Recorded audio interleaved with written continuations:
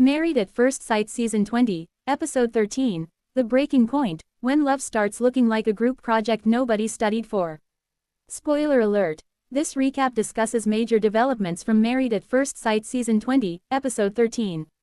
If you thought the couples on Married at First Sight were finally settling into married life, Episode 13 came along and said, absolutely not. Let's ruin everybody's peace. Season 20 is now approaching the business end of the experiment, with decision day only 2 weeks away. The Seattle newlyweds have gone from wedding day strangers to roommates, therapists, detectives, negotiators and, in some cases, professional argument starters. Peacock describes Episode 13 as a point where the couples are seriously questioning whether their marriages can survive, while one husband prepares a heartfelt surprise and another worries that his relationship may already be over. And let me tell you something. This episode was not giving, happily ever after. It was giving, somebody needs to call the experts. Because at this point, these marriages don't need another romantic date. They need an intervention, a PowerPoint presentation and possibly a mediator. The countdown to decision day is getting real. There is something about hearing, 2 weeks until decision day, that suddenly makes everybody on this show develop a PhD in panic. For weeks, people can say, I'm taking it day by day. I'm open to the process. I want to see where this goes. I'm cautiously optimistic. Translation: nobody knows what the hell they're doing. But now the clock is ticking. 2 weeks, 14 days. Suddenly every disagreement matters. Every awkward silence matters. Every questionable conversation matters. And every little red flag that somebody previously put in the junk drawer has now come flying back out. This is where Married at First Sight gets interesting because the experiment stops being about whether two strangers can get along for a few weeks. Now they have to ask, would I actually choose this person if the cameras disappeared tomorrow? And judging from Episode 13, some of these couples are looking at each other like they're waiting for somebody else to answer that question. Sean and Nikki, here we go again. Let's talk about Sean and Nikki. This relationship has been a roller coaster with no seatbelt. The experts matched them because they believed their ambition, intelligence and professional success could potentially make them a strong couple. But attraction, communication and ego were concerns from the beginning. And Episode 13 makes one thing painfully obvious. Those concerns did not magically disappear. Nikki has repeatedly struggled with feeling completely comfortable in the relationship, while Sean has struggled with understanding that wanting something from your spouse does not automatically mean your spouse owes it to you. That distinction is important. Marriage is not a vending machine. You don't insert husband and automatically receive whatever you want. And Sean's continued frustration with Nikki's boundaries becomes one of the biggest sources of tension. The problem isn't simply that these two have different expectations. The problem is that they seem to have completely different ideas about how quickly those expectations should be met. Nikki is trying to figure out whether she feels emotionally and romantically secure. Sean appears to want reassurance that the marriage is moving in the direction he wants. And those two things aren't necessarily happening at the same speed. That is where the trouble begins. Because when one person says, I need more time, the other person can't respond like they've just been denied a refund at Walmart. You have to listen. You have to respect the boundary. You have to understand that intimacy cannot be negotiated like a business contract. And viewers have understandably been discussing Sean's behavior intensely. Peacock's own coverage establishes that Nikki was initially unsure about physical attraction and that the couple's early connection was built more around intellectual compatibility than instant chemistry. So why are we acting surprised that this relationship needs time? The woman literally told everybody from the beginning. She wasn't ordering overnight shipping. Nikki isn't the only one who needs to look in the mirror. Now before Nikki's supporters start throwing tomatoes at me, let me say this. Nikki isn't completely innocent either. There comes a point when protecting yourself becomes preventing yourself from participating. If you don't trust your spouse, say it. If you don't feel attracted to your spouse, say it. If you don't feel emotionally connected, say it. But don't keep one foot in the marriage while keeping the other foot on the emergency exit and expect the other person to feel secure. That's not how this works. The entire experiment requires vulnerability. And everybody on this show needs to remember something. You signed up to marry a stranger. Not a stranger who comes with a return receipt. Courtney and Nick, the relationship that feels like a meeting that could have been an email. Then we have Courtney and Nick. Phew, these two have had enough emotional tension to power downtown Seattle. Their relationship has repeatedly raised questions about emotional connection, authenticity and whether they actually want the same thing from marriage. And now that decision day is approaching, the pressure is becoming impossible to ignore. Courtney wants depth. Nick seems to struggle with giving her the emotional substance she's looking for. And that's a dangerous combination.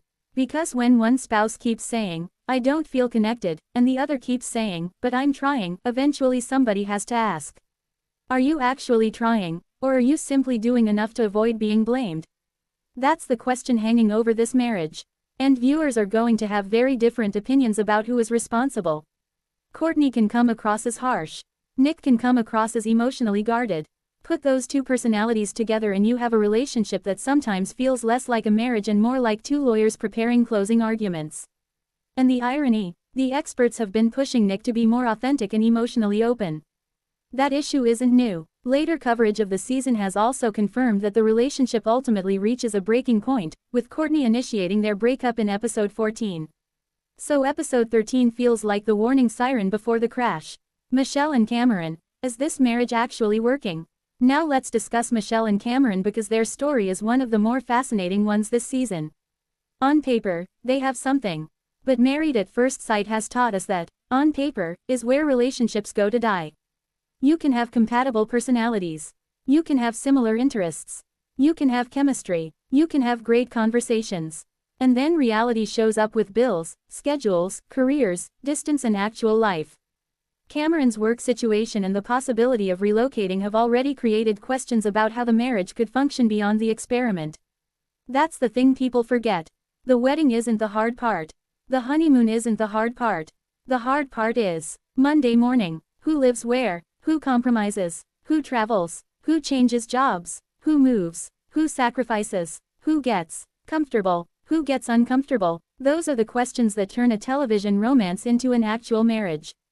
Interestingly, later reporting has pointed to evidence suggesting Michelle and Cameron may have remained connected after filming, including career and relocation developments. That doesn't prove what their ultimate relationship status is, but it certainly makes their storyline one to watch. So maybe, just maybe, there's more happening here than the drama suggests. Felipe and Tori, the experts are getting tired. Then there's Felipe and Tori. And Paul C. Brunson basically looked at Felipe and said, "Sir, are you married or are you auditioning for the role of somebody's husband?" Okay, Paul didn't literally say that. But the energy was there. Recent previews show Paul challenging Felipe about his commitment to Tori and questioning whether Felipe is actually giving the relationship everything he has. Felipe insists he wants to say yes on decision day, while Paul challenges what he sees as hesitation. And this is where things get messy. Because saying, "I want to stay married," is easy. Showing it, that's the hard part. Anybody can sit on a couch and tell an expert that they are committed. The real question is whether your spouse feels committed to you. Because you can have a whole PowerPoint presentation about your intentions, but if your behavior says something completely different, guess what? The behavior wins. The experts are finally asking the right questions.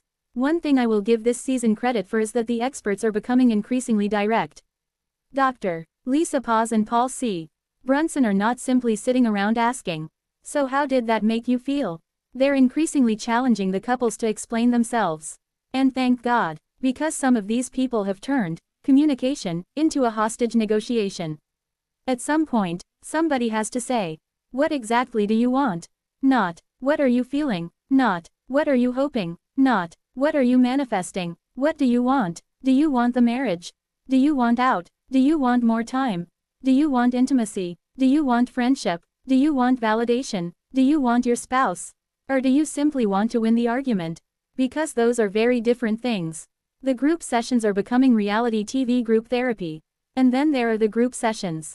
Lord, nothing says healthy marriage like gathering 7 couples who barely know each other and asking them to unpack their deepest relationship problems in front of everybody. It's basically couples therapy meets the Hunger Games. Everybody is sitting there smiling. Meanwhile, internally, "Please don't ask me about my marriage." Then somebody opens their mouth. And suddenly everybody is involved. That's what makes the group sessions so entertaining. One couple's problem becomes another couple's warning. Someone hears another person's story and realizes, "Wait a minute, that's exactly what my husband does." Or, "Oh, so I'm the problem." Or, my personal favorite, "I don't understand why everyone is judging us." Ma'am, you are literally on a television show where people are paid to judge you. My biggest problem with this season. Here's my shady opinion. Some of these people appear to be more committed to proving they are right than actually building a marriage. And that's not unique to one couple. It happens repeatedly. Someone gets criticized. They defend themselves. The defense becomes the argument. The argument becomes the new problem. Then the original issue gets buried. Now everybody is angry about something that started 3 days ago. Congratulations. You have successfully completed the married at first sight. Conflict circle. Round and round we go. The real villain is the clock. But honestly, the biggest villain of episode 13 isn't Sean. It isn't Nikki. It isn't Courtney. It isn't Nick. It isn't Michelle. It isn't Cameron. It's the clock. 2 weeks until decision day. And suddenly everybody has to stop playing, let's see what happens, and start making actual decisions. That's terrifying. Because marriage is easy when there are no consequences. You can always say, let's keep working on it. But decision day says, pick a lane, stay, or leave, yes, or no, marriage, or divorce. And that's when all the cute little reality show excuses disappear. My final take. Episode 13 was exactly what this season needed. It exposed the cracks. It forced the couples to confront uncomfortable truths. And it reminded viewers that attraction, communication and compatibility aren't enough by themselves. You need respect. You need boundaries. You need emotional honesty. You need accountability. And most importantly, you need two people who actually want to participate in the relationship. Because one person cannot carry a marriage. That's not marriage. That's Uber for emotional labor. You can drive yourself all over town trying to get somebody to meet you halfway, but eventually you have to ask why you're the only one paying the fare. And that's where several of these couples appear to be right now. At the breaking point, some are fighting for their marriages. Some are fighting with their spouses. Some are fighting themselves. And some may already know exactly what they're going to say on decision day, they're just not ready to admit it yet. The finale and reunion are scheduled for August 27th, meaning the clock is officially ticking. So buckle up, because if episode 13 was the warning shot, the next episodes are about to bring the ammunition. And honey, decision day is coming with receipts. What do you think? Which couple do you believe has the best chance of saying yes on decision day? Who needs to stop making excuses and start taking accountability? And most importantly, are these couples genuinely falling in love, or are some of them simply trying to survive until the cameras stop rolling? Drop your thoughts in the comments, share this recap with your fellow MAFS addicts, and come back for the next episode because we're not done unpacking this Seattle relationship circus. Like, comment, share and subscribe, and tell me, WHO is getting a yes, and WHO is getting served divorce papers.